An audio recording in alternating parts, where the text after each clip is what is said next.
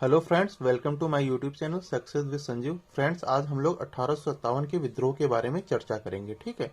और इसको इंग्लिश में क्या बोलते हैं? द रिवॉल्ट ऑफ 1857, ठीक है। इसके बारे में हम लोग चर्चा करेंगे और ये जो है चर्चा हमारी आईएएस एग्जाम से लेकर के पीसीएस होते हुए एसएससी तक की हम लोग जाएंगे।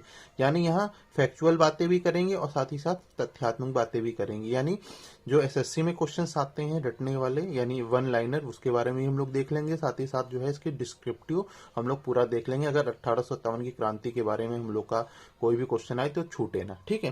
तो 1857 की जो विद्रोह हुआ था उसके पीछे प्रमुख कारण क्या थे, तो इसकी एक तालिका बना लेते हैं, ठीक है। क्या क्या प्रमुख कारण थे? तो हमारा इसका पहला प्रमुख कारण क्या था? राजनीतिक कारण था, ठीक है।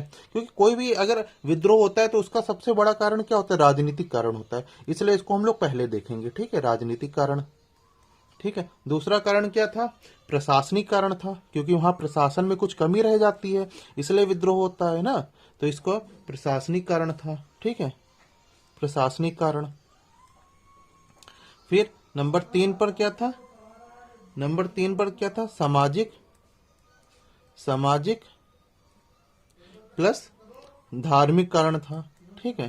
क्योंकि अगर देखिए, जब कोई विद्रोह होता है तो वहां विद्रोह क्यों होता है? क्योंकि कोई बाहरी तत्व आते हैं, वहां के सामाजिक प्लस उसके जो धार्मिक, जो उनका अस्तित्व है उस पर जो है चोट करते हैं। तो ये सबसे बड़ा एक कारण होता है, सामाजिक प्लस आर्थिक धार्मिक कारण, ठीक है। और फिर चौथा कारण क्या था? आर्थिक कारण था, ठीक है। यानी वहां पर आकर के उनकी अर्थव्यवस्था को अगर खराब करेंगे, वहां के उद्योगों का पतन करेंगे, तो कुछ कहीं ना कहीं तो विद्रोह तो उत्पन्न होगा ही। तो ये चौथा कारण क्या था? आर्थिक कारण था, ठीक है। और पांचवा कारण क्या था? सैन्य कारण था। ये सैन्य कारण एक्स्ट्रा था यहाँ पर, ठीक है। क्योंकि ये चारों कारण जो है, पहला, दूसरा, तीसरा और चौथा, ये चारों कारण हर एक विद्रोह में आपको दिखाई देंगे। लेकिन ये 1857 जो क्रांति हुई थी, इसको सैन्य विद्रोह भी साथ में कहते हैं ना। तो इसके पीछे यहाँ क्या था? सैन्य कारण भी था, ठीक है। सैन्य कारण था।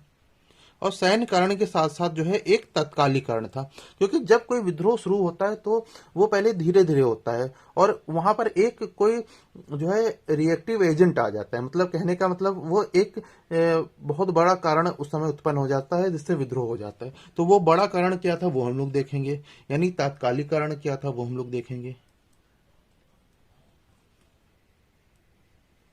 ठीक है। तो 1857 के विद्रोह का प्रमुख कारण क्या था? राजनीतिक कारण था। हमने आपको पहले बताया कि पहला कारण क्या था? राजनीतिक कारण था। तो राजनीतिक कारण में एक प्रमुख कारण यह था कि सहायक संधि प्रणाली अंग्रेजों द्वारा लागू की गई थी और इसको लागू किया था लॉर्ड वेलेजली ने, ठीक है। इसमें क्या होता था मैं आपको एक बार बता देता हूं। इसमें भारतीय राजाओं को अपने राज्यों में कंपनी की सेना रखनी पड़ती थी, ठीक है। ये कंपनी की सेना क्यों रखते थे भारतीय राजा? तो ये सहायक संधि प्रणाली इसलिए करते थे क्योंकि उनको अन्य राज्य से आक्रमण का डर होता था। तो ये राजा आक्रमण करता था तो सेना युद्ध लड़ती थी, ठीक है। लेकिन इसके एवज में वो कंपनी को कुछ पैसा देते थे और जो सैन्य टुकड़ी रखते थे उसका खर्च वहन करते थे। लेकिन यहाँ पर जो है इनकी विदेश नीति जो है कंपनी द्वारा निर्धारित की जाती थी, ठीक है। और इंटरनल जो इनके मैटर थे ये अपने खुद ही सुलझाते थे।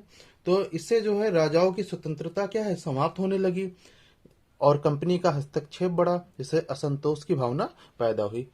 और दूसरा कारण व्यक्तिगत नीति थी, यानी जिसे जो है गोद निषेध नीति भी कहते हैं,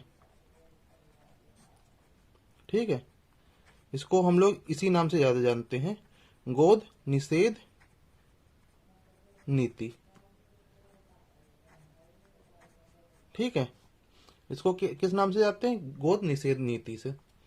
तो इसको किसने लागू किया था, कोई बता सकता है? लॉर्ड डलहौजी ने लागू किया था इसको, ठीक है। अब आप ये बात जान लीजिए कि लॉर्ड वेलेजली द्वारा सहायक संधि प्रणाली सबसे पहले जो है हैदराबाद के साथ की गई थी, ये याद रखिएगा। और ये कब की गई थी? 1798 में। हैदराबाद के बाद किया कहाँ की गई थी? मैसूर के साथ, फिर तंजौर के साथ की गई थी। तो ये आप याद रखिएगा, ठीक है। अब व्यक्तिगत नीति में क्या होता था, इसको अच्छे से समझ लेते हैं। इसमें गोद निषेध नीति में यह होता था कि इसमें जो हिंदू राजाओं को दत्तक पुत्र लेने पर जो है अधिकार को समाप्त कर दिया गया था। दत्तक पुत्र क्या होते हैं? मान लो जिस राजा के अपना पुत्र पैदा नहीं होता था तो वो अपना चाचा का लड़का या किसी को गोद ले लेता था। तो यहाँ पर दत्तक पुत्र लेने से जो है मना कर दिया गया। ठीक है, इससे जो है अंग्रेजों को राज्यों को अपने में विलय करने में आसानी रही, तो ये नीति ये लेकर के आए थे, जिसके कारण जो है बहुत ज्यादा राजाओं में असंतोष फैल गया था।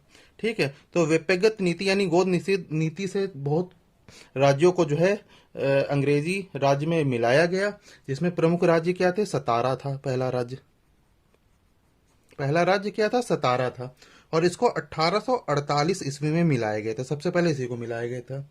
ठीक है, फिर संबलपुर था, संबलपुर।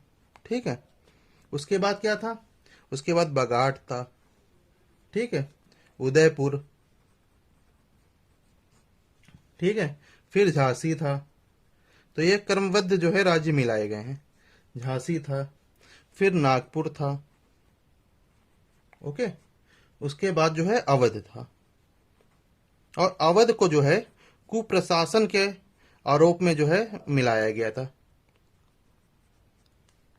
कुप्रशासन के आरोप में मिलाया गया था 1856 में। और ये किसकी रिपोर्ट के आधार पर मिलाया गया था? आउट्रम की रिपोर्ट के आधार पर।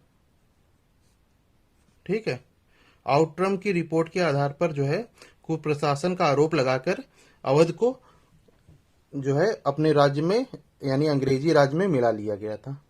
तो ये राजनीतिक कारण था। दूसरा कारण क्या था? प्रशासनिक कारण था। ठीक है, 1857 विद्रोह का दूसरा कारण प्रशासनिक कारण था, हमने आपको बताया था टेबल में। ठीक है, प्रशासनिक कारण में पहला प्रमुख कारण क्या था? कोई बता सकता है? इसमें पहला प्रमुख कारण था प्रशासनिक सेवाओं में भेदभाव। ठीक है, प्रशासनिक सेवाओं में भेदभाव।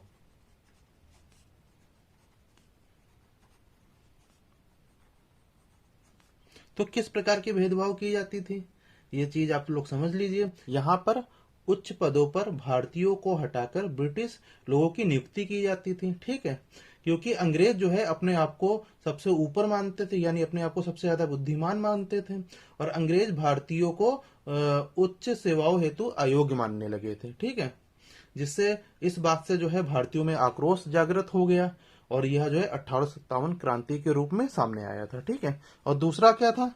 दूसरा न्याय के क्षेत्र में भेदभाव। न्याय के क्षेत्र में भेदभाव। यहाँ तो बहुत ज्यादा अंग्रेजों ने भारतीयों के साथ भेदभाव किया, क्योंकि वे जो है अपने आप को उच्च और श्रेष्ठ समझते थे। इसलिए जो है किसी अंग्रेज के विरुद्ध कोई भी भारतीय जज ना ही मुकदमा सुन सकता था, ना ही फैसला लेने में भाग ले सकता था। ठीक है, और न्याय प्रणाली जो है अंग्रेजों की बहुत ज्यादा पक्षपातपूर्ण थी और दीर्घ अवधि वाली थी और खर्चीली थी। ठीक है, इससे भारतीयों में बहुत ज्यादा असंतोष जो है व्याप्त हो गया, जो है 1857 के जन आक्रोश के रूप में सामने आया था। ठीक है, और तीसरा कारण क्या था? तीसरा भी एक कारण, एक प्रमुख कारण था। यहाँ पर तंजौर प्लस कर्नाटक। तंजौर और कर्नाटक के जो नवाब थे, ठीक है, की उपाधियां वापस ले ली गई थी।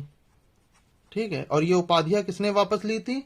लॉर्ड डलहौजी द्वारा ये उपाधियां वापस ले ली गई थी। ये भी एक प्रमुख कारण में जो है सामने आया। ठीक है, चौथा प्रमुख कारण क्या था? चौथे प्रमुख कारण में प्रशासन संबंधी